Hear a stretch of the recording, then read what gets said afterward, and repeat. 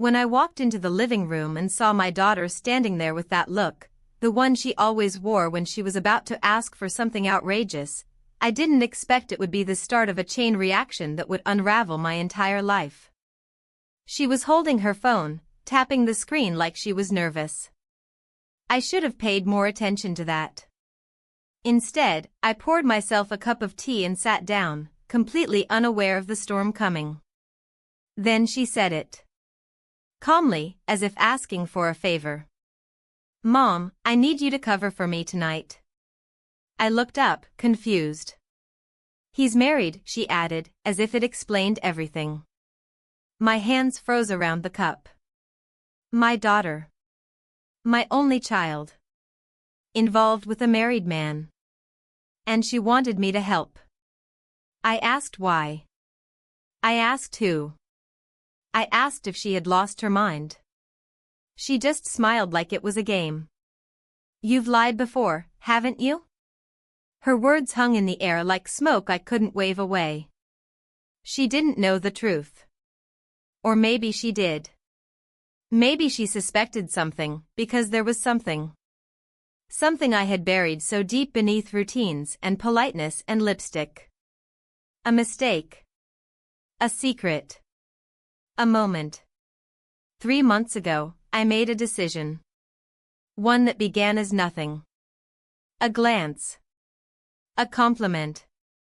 A harmless conversation in a gym filled with echoes.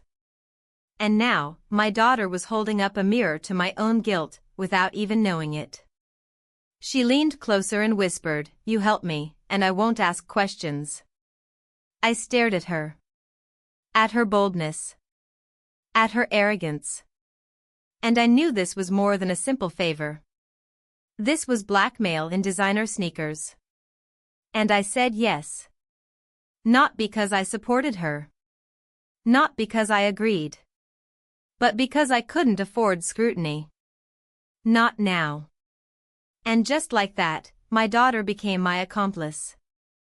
Or maybe I became hers. But before I tell you everything, before I share the tangled web of lies, the stolen glances, the whispered regrets, I want you to comment below. Have you ever helped someone lie, only to realize you were lying to yourself all along? And tell me, where are you watching this from? Let's begin. It started subtly. As things like this always do. You don't wake up one day and decide to become the kind of person you swore you'd never be. It happens in the margins, between errands and silence, between what's said and what's left to rot beneath it. My mornings had become mechanical. I'd wake up, go through the motions, exchange the usual pleasantries with my husband. Our kitchen was filled with all the signs of a functional life: clean countertops, filtered sunlight, 2 coffee mugs placed side by side like museum exhibits. But there was no warmth. No eye contact that lingered. No touch that said, "I see you." He was always kind. Always responsible. But somewhere along the years, kindness turned into neutrality. The type that doesn't hurt, but doesn't heal either. I used to believe that routine was safety. That familiarity was love. But the silence had grown louder with every passing year, and now it filled the room like fog, settling into every corner. Then came the gym. I didn't go there for transformation. Not at first. I went because my knees had started aching on long walks, and I didn't want to feel old. The place smelled like rubber mats and ambition. People wore tight clothes and avoided eye contact, like no one wanted to admit they were there for vanity. And then he noticed me. He wasn't one of those overly charming, flex in the mirror types. No. He was simple. Direct. When he smiled, it reached his eyes. He greeted me by name on my second visit. It was such a small gesture, but something in me flinched, as if I hadn't heard my name said like that in years. We began with stretches. Then guided sessions. Then casual conversation about unrelated things: books, music, the weather, his overly sweet coffee. He looked at me. Really looked like he wasn't counting the seconds till I stopped talking. I remember one afternoon, I laughed at something he said. My laugh startled me. It was genuine. Loud, even. I looked around, embarrassed. But he just smiled and said, "You should laugh more." I felt it in my stomach, the way his words landed. Of course, I told no one. Especially not my daughter. Our relationship had always been delicate.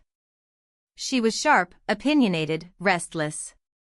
She moved through life like she was owed something. I tried to give her space, believing it would teach her independence. Instead, I watched her grow into a woman I no longer recognized. So when she told me about the married man she was seeing, it felt like a cruel twist of fate.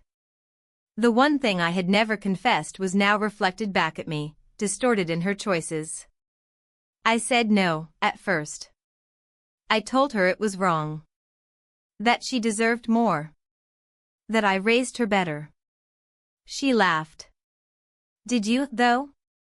That's when I realized she wasn't asking for advice. She was watching me. Studying my reactions. Looking for cracks. I agreed to cover for her that night. Told her father she was out with friends. He didn't question it. He rarely did. Trust had become so automated in our household, it no longer required evidence. But I couldn't stop thinking about the man at the gym. About the way he made space for me in a world that had stopped noticing I was there. I told myself it was harmless. That it was nothing. But when you start narrating your choices with disclaimers, you already know they're not harmless. It was late evening when I received her text, "Everything went great. Thanks again." I stared at it, wondering what I had just become. An accomplice? A coward? Or maybe just a woman who understood, too well, the thrill and terror of stepping outside the life you built. That night, I lay awake next to my husband, listening to the slow rhythm of his breath. I imagined waking him. Telling him everything. Asking if he even remembered the last time he touched me without it being a routine kiss on the cheek. I didn't wake him. Of course I didn't. Instead, I stared at the ceiling and let my guilt wrap around me like a weighted blanket. Somewhere in the dark, I promised myself I wouldn't go back to the gym this week. I'd make up an excuse. Say my back hurt. Say I was too tired. But I knew I would go. Because something had shifted. And no matter how much I tried to deny it, I wanted to be seen again. Even if it was just in the reflection of a gym mirror. The gym had never felt quiet before. Not like this. There were no thuds of dropped weights, no music leaking from someone's headphones. Just the sound of my own sneakers brushing against the mat and the faint hum of fluorescent lights overhead. I arrived early that morning, intentionally avoiding the usual crowd. I needed space to think. He was already there, stretching his arms behind his head, his back to me. I paused at the door. I could have turned around. Could have said I forgot something. But I walked in instead. We didn't speak right away. There was something heavy in the air, maybe it was just in my chest, but it felt like it filled the entire room. I pretended to fumble with my water bottle, needing the distraction. He looked at me, and I nodded in greeting, pretending everything was as it always had been. It wasn't. He gestured to the mat, and I sat down. We began with the usual routine. Stretch. Breathe. Hold. Release. But every move felt different. Like it had weight. Like it meant more than it did a week ago. When he placed a hand lightly on my shoulder to adjust my posture, I didn't pull away. I should have. Instead, I let the moment linger. I closed my eyes. We kissed. Just like that. Simple. Wordless.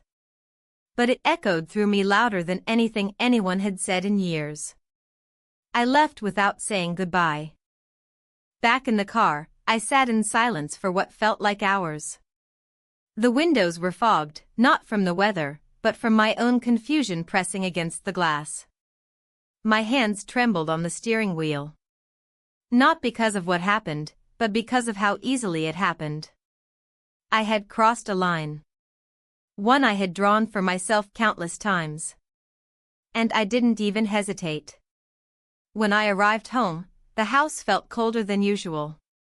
I slipped off my shoes and walked straight to the kitchen, avoiding the mirror in the hallway. I couldn't face myself yet. Not until I figured out who exactly I had become. A notification buzzed on my phone. It was a message from my daughter. Short. Direct. He's starting to ask questions. Just FYI. I didn't reply. Instead, I stood there staring at the screen, wondering if she was warning me or blaming me. Or maybe both. Later that evening, my husband came home early. That almost never happened. He walked in carrying a bag of groceries and asked if I needed help with dinner. I said no, too quickly. My voice cracked. He watched me for a moment. I felt his eyes scanning my face, trying to read something. I thought maybe we could have dinner together. Just the two of us, he said, setting the bag down. It's been a while. It had. I couldn't remember the last time we'd eaten together without the television, our phones, or our daughter filling the silence. I agreed. I didn't know what else to say. While we ate, I forced small talk, weather, errands, the neighbor's new dog. He nodded politely, but I could tell he wasn't really listening. His mind was elsewhere. Maybe mine was too. When he finally looked at me, really looked, I felt my breath catch. I was thinking we should take a weekend trip. Just the two of us, he said. I froze. A trip? Yeah. We haven't gone anywhere in years. I thought it might be nice. Reconnect a little. Reconnect. The word hit like a slap. I fumbled for an excuse. Said something about work, about the house needing repairs. He didn't argue. Just nodded slowly and cleared his plate. But I saw it. The way his shoulders dropped. The way his eyes shifted. He knew. Not everything. Not the kiss. Not the feelings I was afraid to name. But something. After he went to bed, I sat on the couch alone, the television playing muted commercials. I stared at nothing. Everything. The way the lamp cast shadows on the carpet. The stack of unopened mail. The photo of us on the shelf from a vacation years ago when we still held hands in public. My phone buzzed again. This time, it was a message from him, the trainer. Just one sentence. Did that mean anything to you? I turned off the screen. I couldn't answer. Not because I didn't know. But because I did. The next morning, I woke up before everyone else. I sat at the kitchen table, staring out the window. The sun hadn't risen yet. The world was still. I thought about my daughter. About how easily she asked me to lie. About how easily I agreed. She had no idea what she had really asked for. She didn't know that when she handed me her secret, she also cracked open mine. That her request wasn't just about covering for her, it was a mirror held up to everything I had buried. And now, here I was, caught between two versions of myself. The mother. The wife. The woman.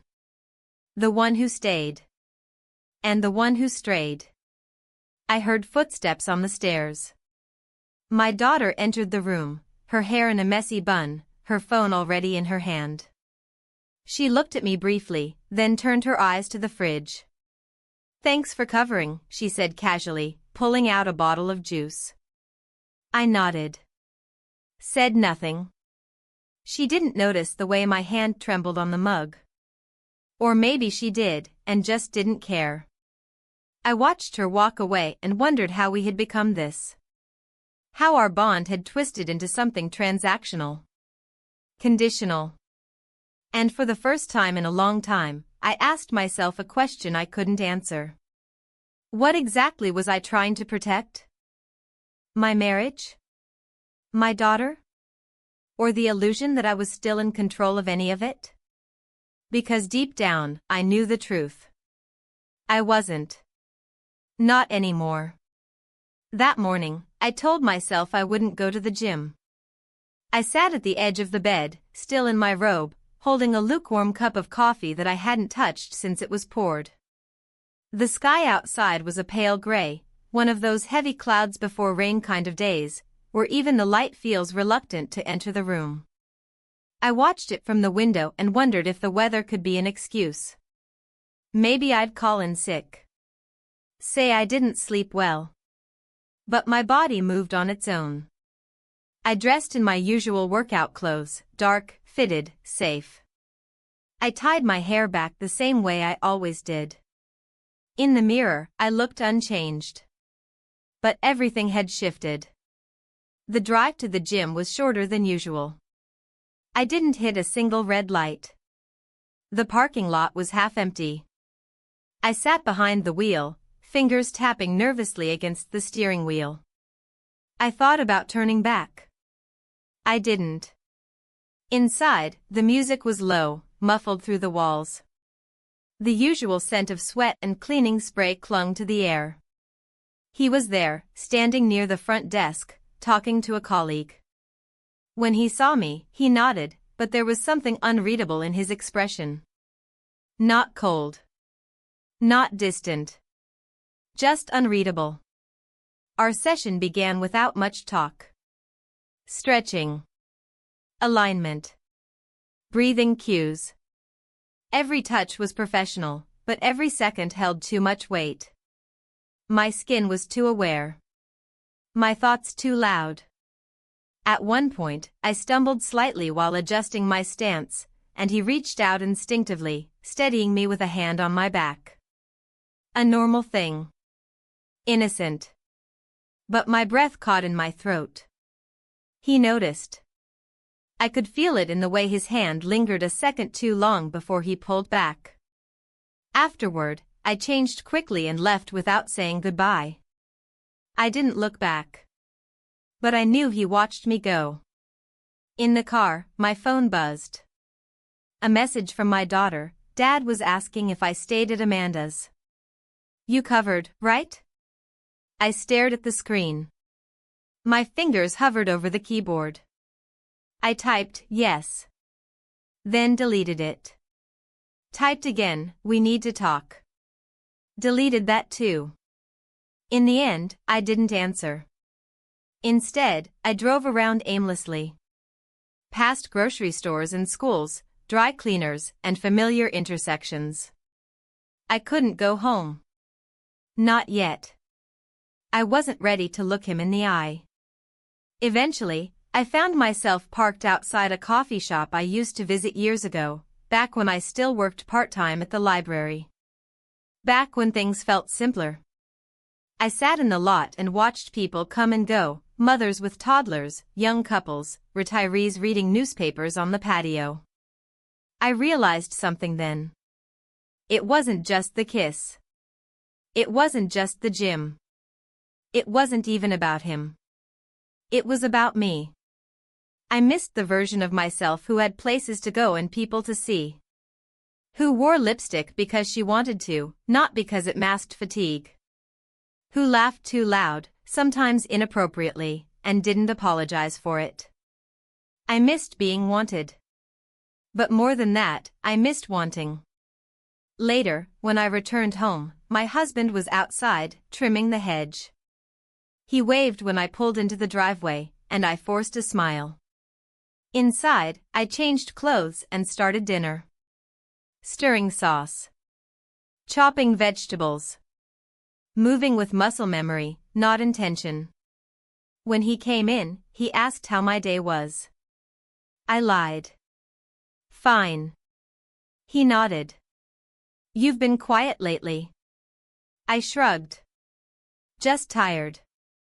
He didn't press. He never did. And somehow, that hurt more. That night, I overheard a phone call. My daughter was in her room, talking to someone. I couldn't hear the words, just the tone. She laughed. Then silence. Then more laughter. Her voice was soft, flirty. When she emerged for water, I asked who she'd been talking to. Just Amanda, she said, not even meeting my eyes. I didn't respond. I didn't believe her. She sensed it. What? Nothing. She turned away, shaking her head with that smirk she wore so well. Like she had already won. Back in my room, I sat on the edge of the bed and stared at my reflection in the dark window. I thought about how easily lies replaced truths in this house. How quickly silence filled the gaps where conversations should have been. Was this who I was now? Someone who lied to protect lies? I used to pride myself on being honest. Fair. A good example. But maybe I'd only ever been those things when it was easy. When the lines were clear. Now, nothing felt clear. Not my daughter's choices. Not my husband's distance. Not my own reflection. The next day, I didn't go to the gym. Instead, I spent the morning cleaning the kitchen, scrubbing the stove with more force than necessary, wiping down cabinets that didn't need wiping. I rearranged the spice drawer. Tossed out old jars.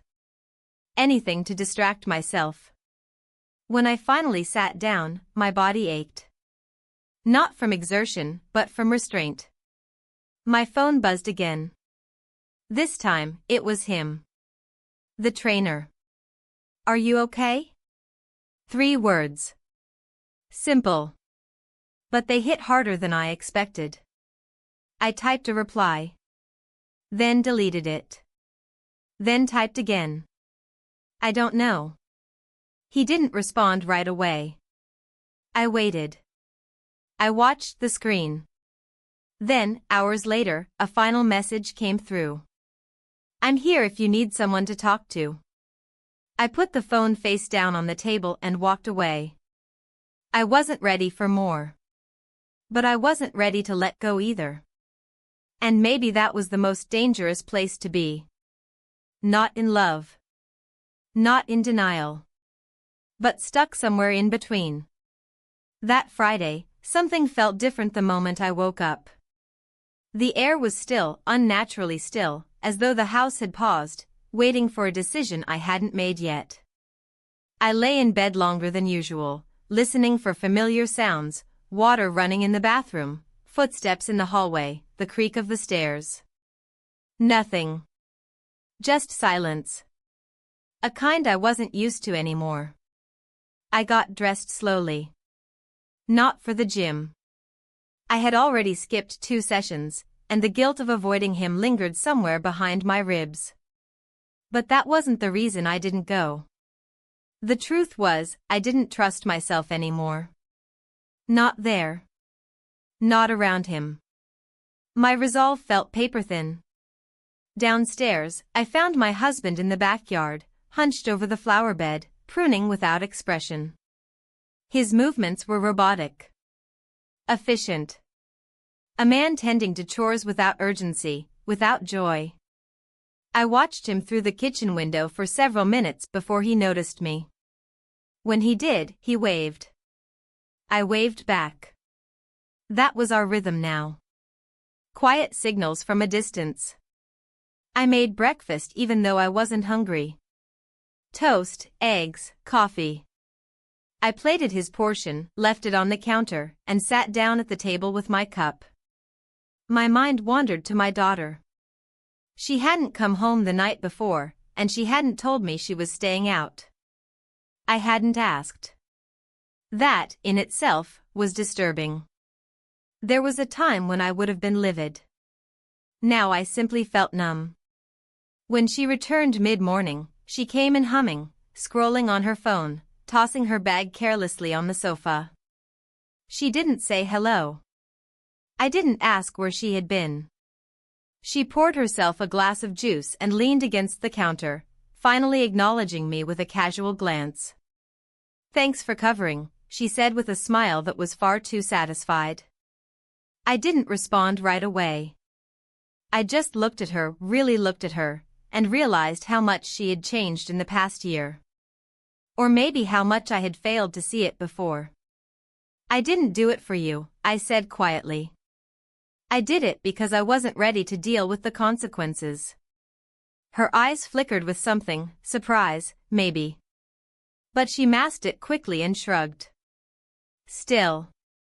You covered." That was the end of it. She left the kitchen, and I sat there staring at the spot where she had stood, wondering how we had reached this point.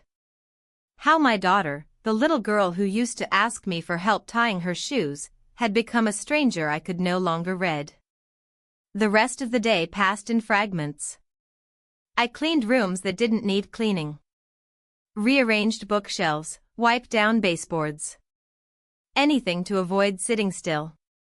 Stillness brought thoughts, and thoughts were dangerous now. In the afternoon, I received a call from an old friend, an acquaintance more than anything.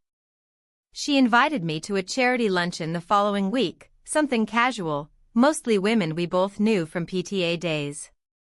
I almost said no, but then caught myself. What excuse did I really have? I wasn't busy. I wasn't doing anything important. Maybe it would be good for me. So I said yes, even though the idea of dressing up and pretending everything was fine made my stomach twist. Later, as I was putting away laundry in our bedroom, I opened the drawer where my husband kept old greeting cards. He was sentimental like that, always keeping handwritten notes, anniversary cards, birthday messages.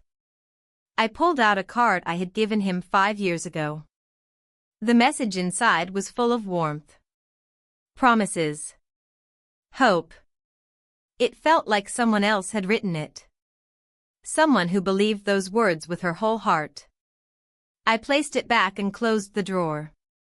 When I came back downstairs, I found him seated at the kitchen table, flipping through a newspaper. He looked up as I entered and gestured to the seat across from him. "We should go somewhere," he said, folding the paper. "Just the two of us." I was caught off guard. "Go where?" "I don't know." "A weekend trip. Somewhere quiet." I hesitated. My first instinct was to deflect. To offer some vague reason why now wasn't a good time. But the truth was, I didn't have a reason. Not a real one. "Maybe," I said, unsure of what I was agreeing to. He nodded slowly, studying me. "It's been a while. I think it would do us good." I managed a weak smile. "I'll think about it." He didn't push further. He simply returned to his paper, but I could tell he was still watching me from the corner of his eye. That evening, I received another message. This time, not from my daughter. From him. Just 4 words, "Are we still avoiding?" I stared at the screen for a long time. My thumb hovered above the reply button. I didn't know what to say. Yes, I was avoiding. No, I wasn't ready. But neither of those were real answers. I finally typed, "I'm not sure what I'm doing." He responded almost instantly. "I get it." There was no pressure. No expectations. But the simplicity of his reply made something in my chest tighten. He wasn't asking for anything. But he wasn't letting go either. The next morning, a package arrived. Addressed to me. No return name. Just a small white box. I opened it and found a new phone case inside. Elegant, dark green leather. Expensive looking. My daughter walked in just as I was holding it, and her eyes lit up. He said he'd send you something. Guess that's it. I blinked. Who? She laughed like I was being slow. You know. Him. It took me a moment to realize what she meant. Not the trainer. Her lover. The man she shouldn't have been seeing. And she had given him my information? My throat went dry. You gave him my address? She rolled her eyes. Relax. It's not a bomb. I said nothing. I put the box away and walked upstairs, each step feeling heavier than the last. I closed my bedroom door and leaned against it, heart pounding, not from fear, but from the realization that I had lost more control than I thought. My daughter, my home, my sense of self, it was all slipping. And somehow, I had let it happen. That night, I sat in bed and stared at the ceiling for hours. My husband slept beside me, his breathing even, peaceful. I envied him. Envied the simplicity of rest.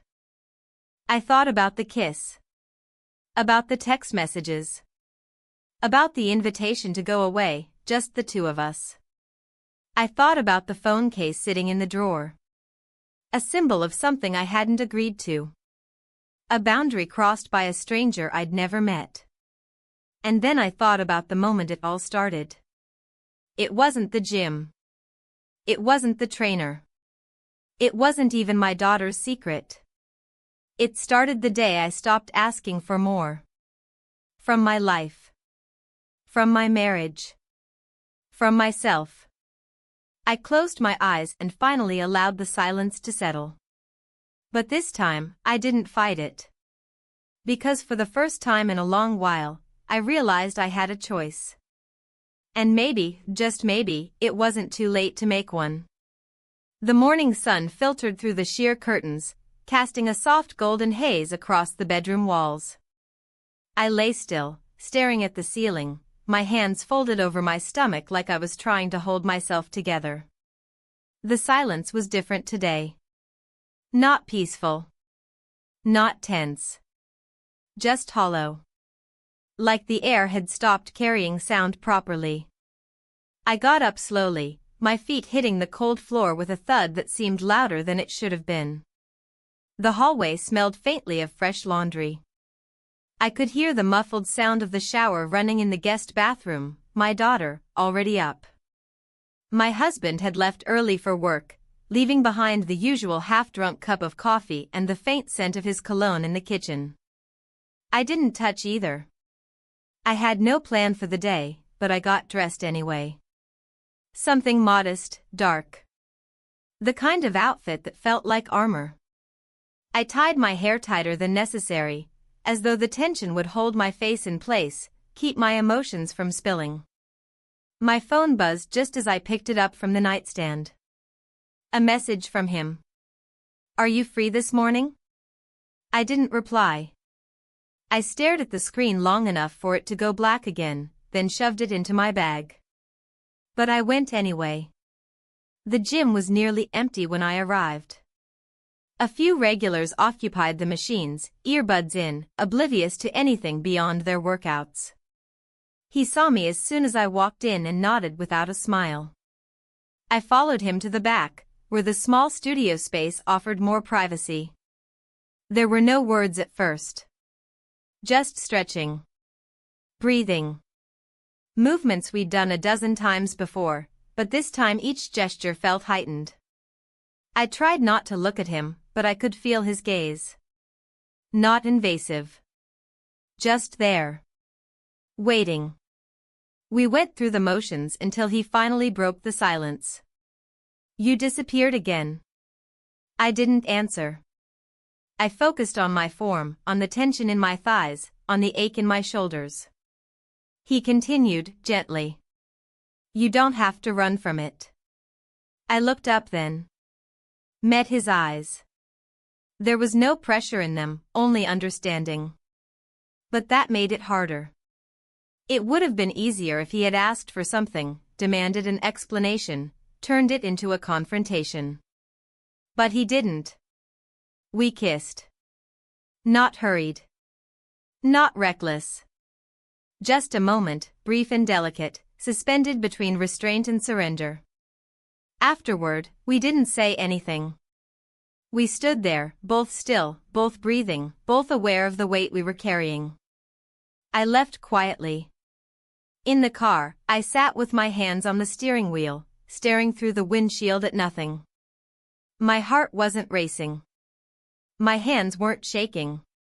There was no panic. No guilt. Only clarity. Not the good kind. It was the kind of clarity that follows a line being crossed, when you stop wondering if something is wrong and start realizing you've already chosen your direction. When I got home, the house felt unusually still. My daughter wasn't there.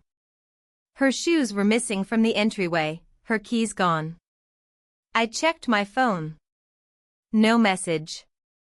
I didn't call. I didn't want to. Instead, I sat at the kitchen table, staring at a crumb on the placemat. My thoughts drifted back to the gym, back to the way his hand had brushed mine, to the way I had leaned in, not thinking about anyone else. Not my husband. Not my daughter. Just myself. And I hated that part. Because I hadn't done it for love. I hadn't done it to escape. I had done it because I felt invisible. And in that moment, with him, I wasn't. I was seen. The front door opened with a bang that startled me. My daughter walked in, phone in hand, eyes sharp. She barely glanced at me before making her way to the fridge. "Where were you?" I asked. "Out," she said, pouring herself a glass of water. "Out where?" She raised an eyebrow. "You're one to talk." I flinched. "Excuse me?" She turned, leaning against the counter with a smirk that I recognized too well. It was the same one I used to give my mother when I knew she couldn't touch me. "I saw your messages." My stomach dropped. "What?" "Don't worry, I didn't read all of them," she said with mock kindness. "Just enough to know you've got your own little secret, too." My mouth went dry. I tried to form a response, but nothing came out. She continued, nonchalantly. "It's funny, isn't it? How we both ended up covering for each other. Except now I want something more." I stared at her. "What do you mean?" "I want a new car," she said flatly. "And before you say no, think carefully. I'd hate for Dad to see what I saw." Her words weren't loud. They didn't need to be. They were surgical. Precise. I sat back in my chair, stunned. It wasn't just that she knew. It was that she felt entitled to use it. That she didn't even flinch while doing it. "I can't believe you," I whispered. She rolled her eyes and walked away. "Believe it." I didn't follow her. I couldn't.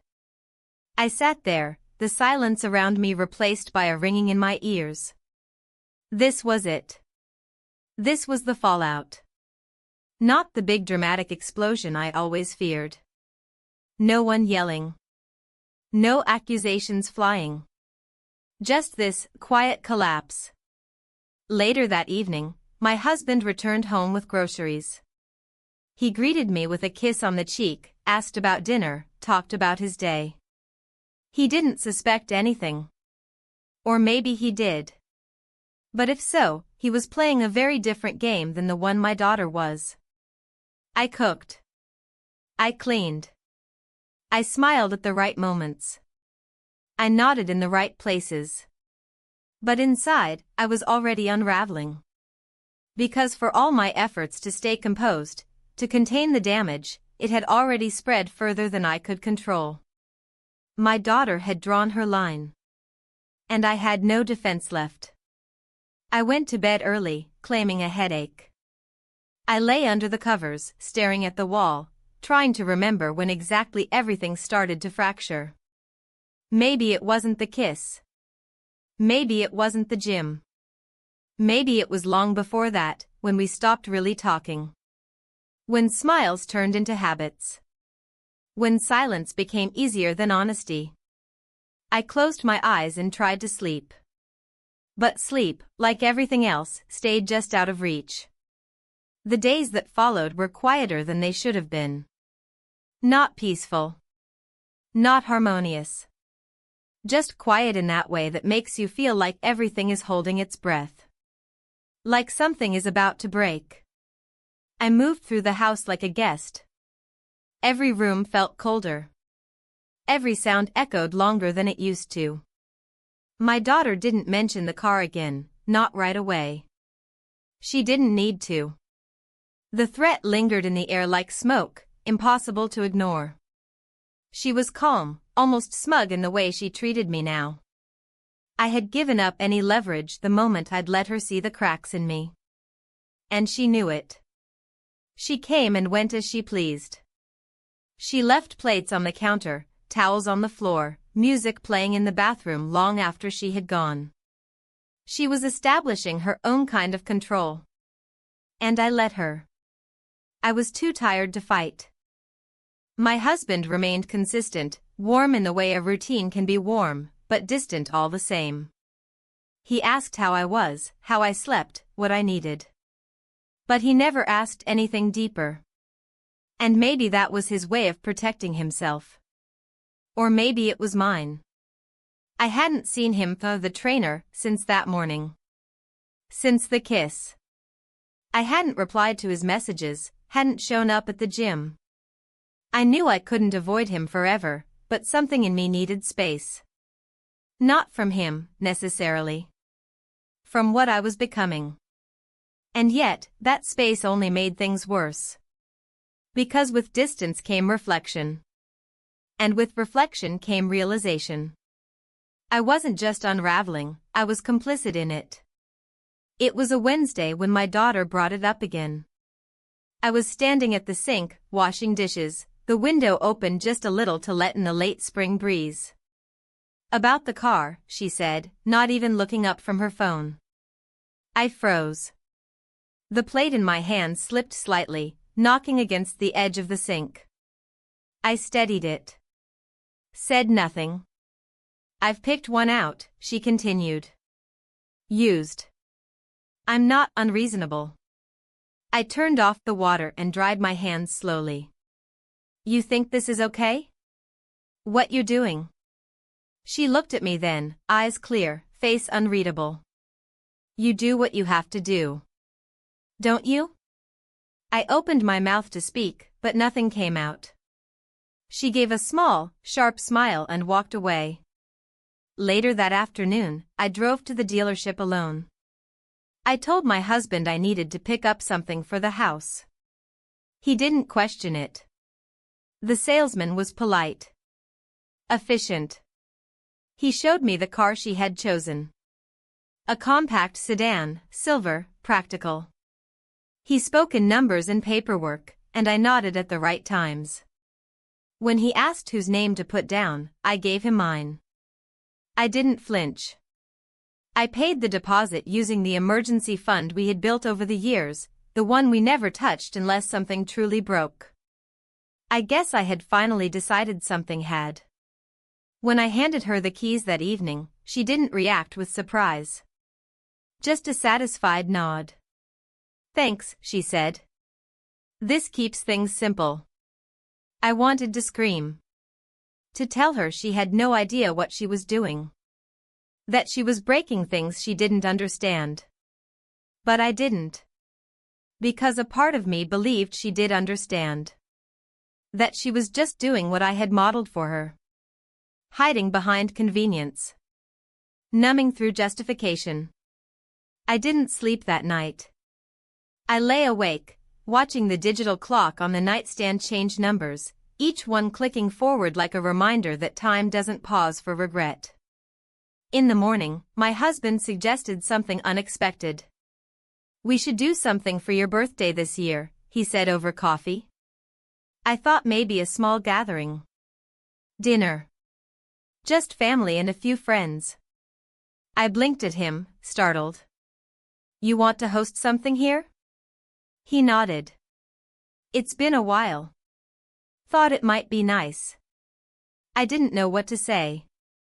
The idea of a house full of people, of pretending everything was fine, of performing a version of myself that no longer existed, it was suffocating. But I agreed. Of course I did. Because that's what I had always done. I spent the next few days planning. Not joyfully. Not even resentfully. Just mechanically. Sending invitations. Ordering catering. Pretending. My daughter offered no help. She was busy now, with the car, with her freedom, with whatever it was she thought she was in control of. And then, as if timed perfectly to test me, he messaged again. I know you're avoiding me. But I'd like to see you. I didn't respond right away. I read the message over and over, heart thudding harder each time.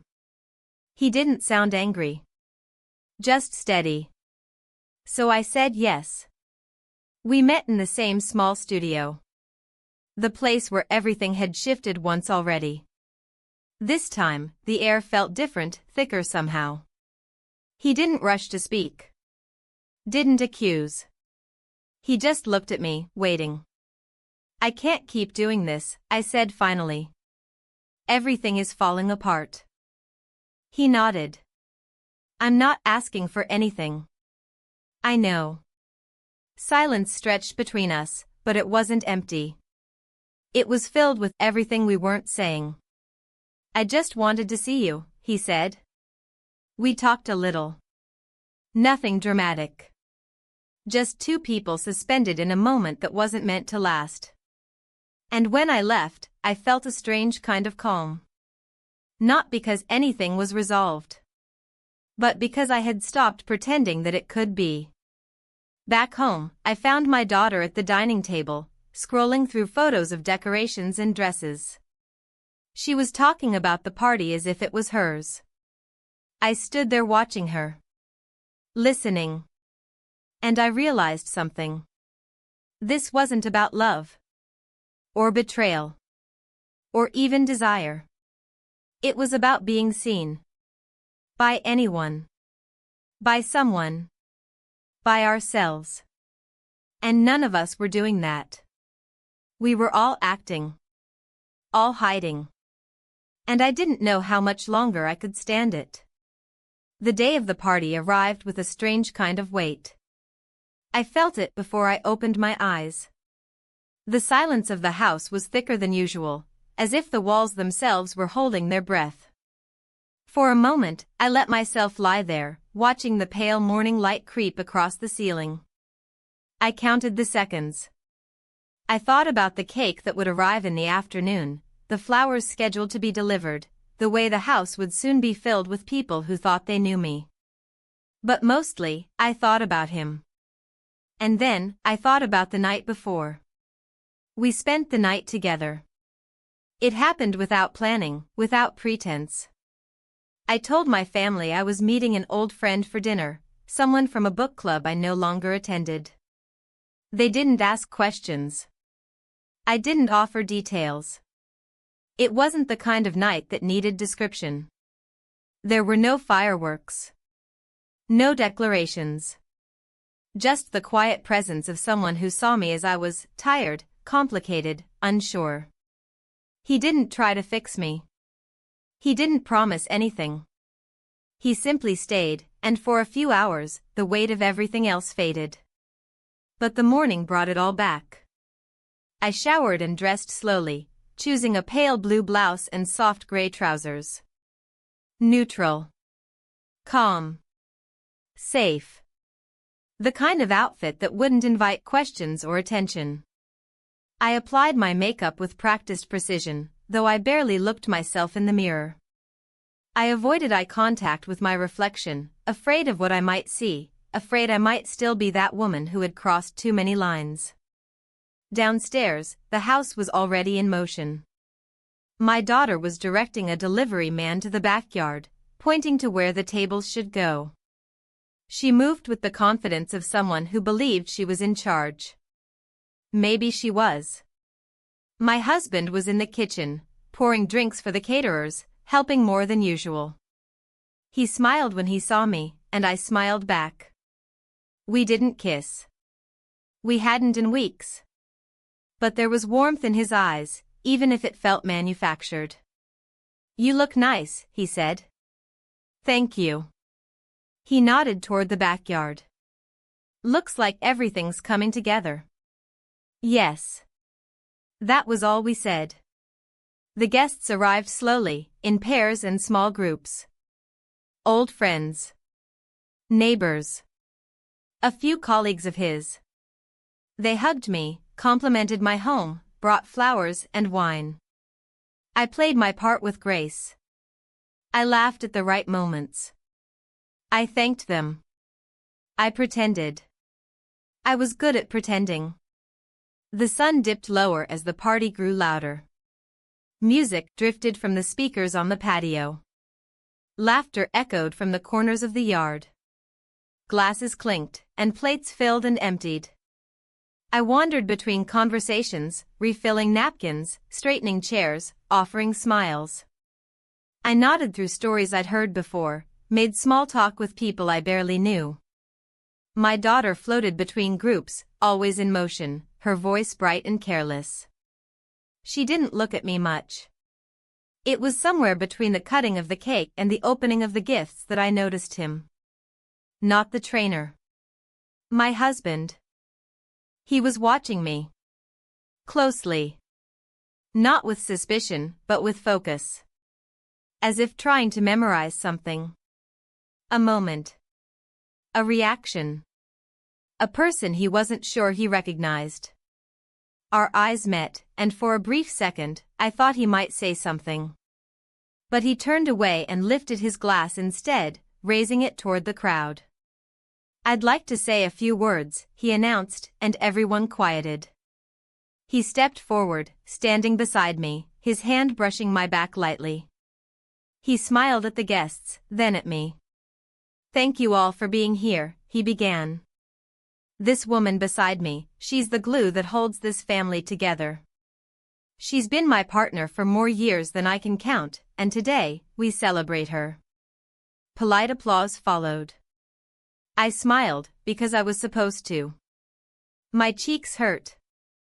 But I also want to take this moment to acknowledge something else, he continued, and now the room seemed to tilt slightly. That sometimes we think we know the people closest to us, and sometimes, we realize we haven't been paying enough attention. I felt a flicker of panic rise in my chest, but I kept smiling. I've made mistakes, he said, looking at the guests, not at me. I've been absent in ways that matter. I've missed signs. I've forgotten to ask how she really is, how she really feels. And for that, I'm sorry. People shifted uncomfortably. Some smiled kindly. Some looked down at their drinks. My daughter stood near the table, frozen. I won't go on, he said, laughing lightly. But today isn't just about celebrating her, it's about choosing to see her. Not just as a wife, or a mother, or a host, but as a person. A whole person.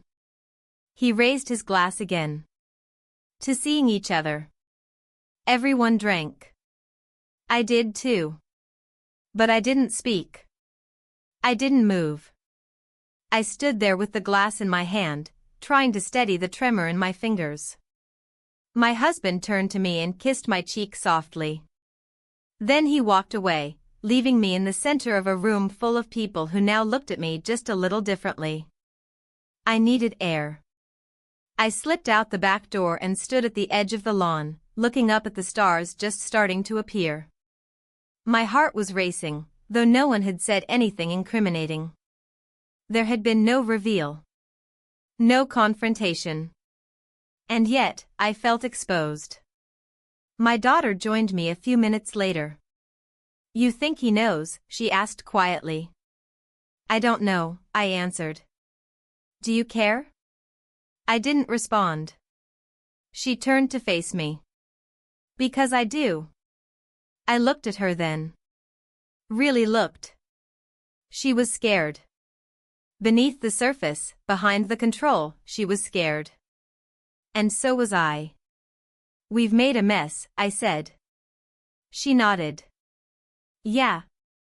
We stood there in silence for a while, both of us watching the sky, both of us wondering what came next. Inside, the music started again.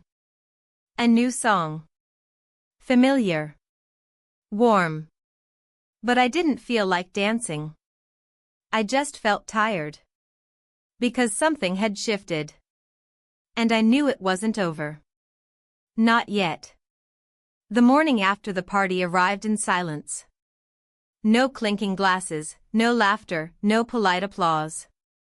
Just the dull weight of everything unsaid, lingering like smoke in a room long after the fire has gone out. I lay in bed longer than usual, staring at the ceiling, trying to gather the pieces of what had just unfolded. I hadn't slept well. My mind kept circling back to my husband's speech, its subtlety, its precision. He hadn't said anything directly, but his words had landed like arrows anyway. He knew. Maybe not everything. Maybe not the full shape of it. But enough to look through me in front of a room full of people and ask for something I hadn't offered in a long time, honesty. I rose slowly, careful not to wake him. He was still asleep, his face peaceful, his hand curled loosely on the pillow beside mine. There was something childlike in the way he rested now, something that made my chest ache. Downstairs, the house looked like the remains of a celebration someone had tried to clean in the dark. Half-deflated balloons. Crumpled napkins. An empty wine glass tipped on its side near the sink. I moved through the space like a ghost, picking up scraps of yesterday and trying not to think about what they meant. My daughter's car was gone. She hadn't come home the night before, or maybe she had and left again. I hadn't hurt her. I wasn't sure I would have spoken to her even if I had. Our last exchange still echoed in my mind, short, brittle, scared. And true. We had made a mess. By noon, I found myself sitting alone at the kitchen table, staring at the folded linen napkins I hadn't put away. I ran my fingers over the seams, trying to smooth them. But the creases remained. My phone buzzed once. A message from him. Did everything go okay? I didn't answer. Not because I didn't want to. But because I didn't know what truth even sounded like anymore. I spent the rest of the day cleaning. Room by room. Not because the house needed it, but because I did. I needed the illusion of control. I needed the rhythm. The folding. The wiping. The sorting. I needed to feel like I could fix something. By early evening, the house was spotless. Quiet again. Heavy again. I sat on the edge of the bed, watching the door, waiting for my husband to come home. I had no plan for what I would say. No speech. No confessions. But something inside me knew this tension couldn't hold much longer. The air between us had grown too tight. When he finally returned, he looked tired. Not from work. From something deeper. He walked into the kitchen and set down his keys with a sigh. I thought maybe we could talk, he said without looking at me. I nodded. Followed him into the living room, where we sat on opposite ends of the couch like strangers forced into the same waiting room. He started slowly. Last night. I wasn't trying to embarrass you. I needed to say something before it all faded again. I listened. I know things have been distant between us, he continued. And I've blamed myself for a lot of that. For being inattentive. For assuming everything was fine just because we weren't arguing. I looked at him, and for the first time in a long while, he looked back and didn't look away. I guess I thought if I ignored the cracks, they might go away. I wanted to say something, but my throat tightened. And now, he exhaled, slow and tired. Now I feel like I don't know who you are anymore. I lowered my eyes. Not out of shame, but out of something heavier, recognition. I don't think I know who I am either, I said quietly. The silence stretched between us. I'm not asking for answers tonight, he said. I just want to know if there's anything left to save. And I didn't know what to say. Because I wasn't sure. I wasn't sure if love could survive everything we had failed to say over the years. I wasn't sure if forgiveness could grow in a garden so full of silence. He stood then, slowly, and walked upstairs. Left me there with the soft hum of the refrigerator and the echo of his question. Is there anything left to save? Later that night, I found myself in the guest room, sitting on the edge of the bed with a box I hadn't opened in years. Old photos. Cards. A few keepsakes from when our daughter was small. A pressed flower between pages of a book. A concert ticket from a night we'd once danced under the stars and laughed until we couldn't breathe. It had been so long since I thought of us that way. Back when we were people who reached for each other. Not out of duty, but out of want. I closed the box and placed it back where I found it. In the morning, I took a walk. No destination. Just movement. My feet carried me through familiar streets, past the school, the coffee shop, the park bench where I used to sit on spring mornings. I breathed in the air like I hadn't in weeks. It smelled like change. When I returned home, the house was quiet again. My husband had left early. My daughter wasn't there. And for the first time in months, I didn't reach for my phone. I didn't wait for a message. I didn't scroll. I just sat in the kitchen, pouring myself a cup of coffee, hands wrapped around the warmth.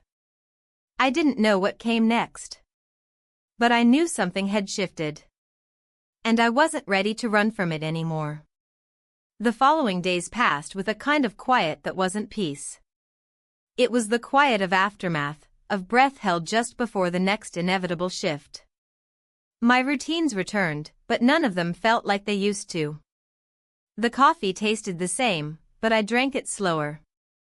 The house looked the same, but I moved through it like I didn't belong in it anymore.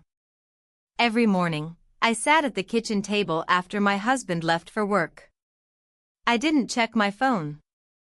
I didn't scroll or message. I didn't go to the gym. I just sat with myself, which turned out to be the hardest part. Sitting with the version of me that had been so carefully hidden beneath wife, mother, routine, silence. My daughter had become scarce. She came and went in fragments, car doors slamming, heels on tile, perfume lingering in the hallway. She didn't ask for anything. Not the car. Not forgiveness. Not even attention. But every time I saw her, she looked at me with something unresolved in her eyes. As though she still expected me to set a boundary. Or confess something. But I had nothing left to threaten her with. No high ground to stand on. Only pieces. And I was still learning how to hold them without bleeding. That Friday, the sun came out after days of clouded gray. The light was soft, not aggressive. I opened the windows, let the breeze move through the rooms, aired out the spaces I'd been hiding in. It felt like an act of small rebellion, to let air in, even if everything inside still felt stale. In the afternoon, I went through the hallway closet, sorting through jackets we hadn't worn in years, bags filled with things long forgotten. I found an old coat of mine, one I used to wear when I walked our daughter to school. The pockets still held a receipt from a bakery I used to love and a mint that had lost its wrapper. I ran my fingers along the inside lining and wondered who I was when I last wore it. The doorbell rang while I was still holding the coat. I froze. Not expecting anyone. For a split second, panic brushed against my ribs. But then it passed. I opened the door to find a delivery man holding a plain cardboard box. No markings. No note. Just my name printed neatly on the label. I signed for it and closed the door slowly. I set the box on the dining table and stared at it for a long time before I opened it. Inside was a small frame. A photograph I didn't recognize at first. Then I did. It was from the party. Someone had taken a candid picture of me, standing in the garden, surrounded by guests but clearly alone. I was smiling, but only with my mouth. The rest of me, my posture, my eyes, the slight tension in my shoulders, told the real story. There was no note. Just the photo. Framed in silence. I didn't need a signature to know where it came from. Or who had sent it. I sat down. Held it in my hands. Looked at the version of myself frozen in that image. I looked tired. Polished, but tired. Like someone performing the role of her own life. I didn't cry. I didn't get angry. I didn't smile. I just sat there, studying myself as if I were a stranger. Later, when my husband came home, I had already placed the photo face down in a drawer. I couldn't throw it away. But I couldn't keep it out either. He came into the kitchen with a soft energy. Not heavy. Not suspicious. Just quiet. He asked how my day was. I told him I had cleaned the closet. He nodded. That was all. Then he surprised me. I thought we could go away for a weekend, he said, leaning against the counter. Just you and me. Somewhere small. No big plans. Just out of the house. I looked up at him. Why now? He hesitated. Because I don't want to keep pretending we're fine. And I don't want to keep not knowing what's in your head. There was no accusation in his voice. Just fatigue. I don't need the truth all at once, he continued. I just need something real. Even if it's hard. I didn't answer right away. I looked at the countertop between us, at the place where I'd prepared so many meals, cleaned so many spills, stacked so many coffee mugs. It had always been our meeting place. And now, it felt like neutral ground in a war we never admitted we were fighting. I'll think about it, I said. And I meant it. That night, I stood outside on the porch long after everyone else had gone to bed. The sky was clear. The air cool against my skin. I thought about what it meant to start over, not with someone else, but with yourself. To look in the mirror and say, I did things I regret. I made choices I never thought I'd make. I hurt people I love. But I'm still here. And maybe that counts for something. The next morning, I found my daughter in the kitchen. She was pouring cereal, hair pulled back in a loose bun, wearing a sweatshirt that used to be mine. She looked up when she saw me, eyes still guarded. I didn't say anything. I just walked over and sat beside her. We ate in silence for a few minutes before she spoke. Are we ever going to talk about it? I took a breath. Do you want to? She shrugged. I don't know. And I nodded. Because I didn't know either. But we were sitting. And eating. And not lying. And maybe that was enough for that morning. I didn't know what came next. But I knew it wouldn't look like before. And I was ready to stop pretending I wanted it to.